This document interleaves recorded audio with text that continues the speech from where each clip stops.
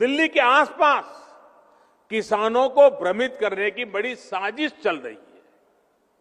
उन्हें डराया जा रहा है कि नए कृषि सुधारों के बाद किसानों की जमीन पर दूसरे कब्जा कर लेंगे।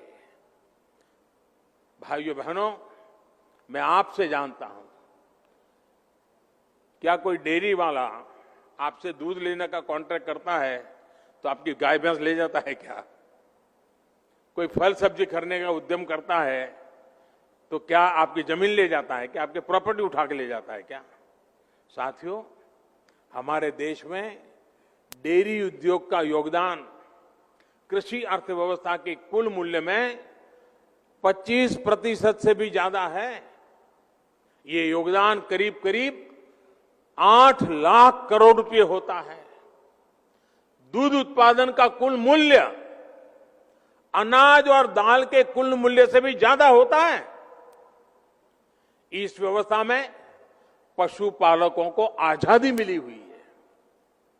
आज देश पूछ रहा है कि ऐसी ही आजादी अनाज और दाल पैदा करने वाले छोटे और सीमांत किसानों को क्यों नहीं मिलनी चाहिए? साथियों, हाल में हुए कृषि सुधारों की मांग बरसों से की जा रही थी। अनेक किसान संगठन भी पहले ही मांग करते थे कि अनाज को कहीं पर भी बेचने का विकल्प दिया जाए। आज जो लोग विपक्ष में बैठकर किसानों को भ्रमित कर रहे हैं, वो भी अपनी सरकार के समय इन कृषि सुधारों के समर्थन में थे, लेकिन अपनी सरकार के रहते वो निर्णय नहीं ले पाए, किसानों को झूठे दिलासे देते रहे। आज जब देश ने यह ऐतिहासिक कदम उठा लिया तो यही लोग किसानों को भ्रमित करने में जुट गए हैं।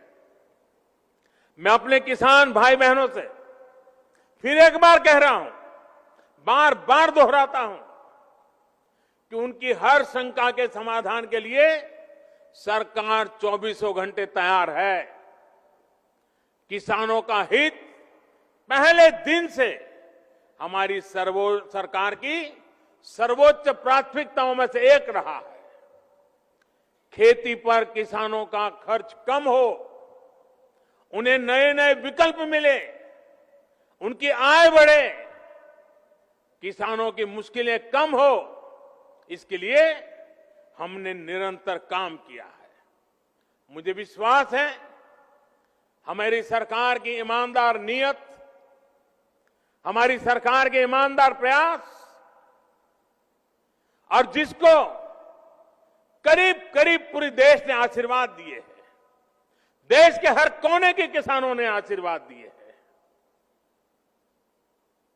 मुझे विश्वास है कि किसानों के आशीर्वाद की ये ताकत, देश भर के किसानों के आशीर्वाद की ताकत, जो भ्रम फैलाने वाले लोग हैं, जो राजनीति करने पर तुले हुए लोग हैं, जो किसानों के कंधे पर बंदूक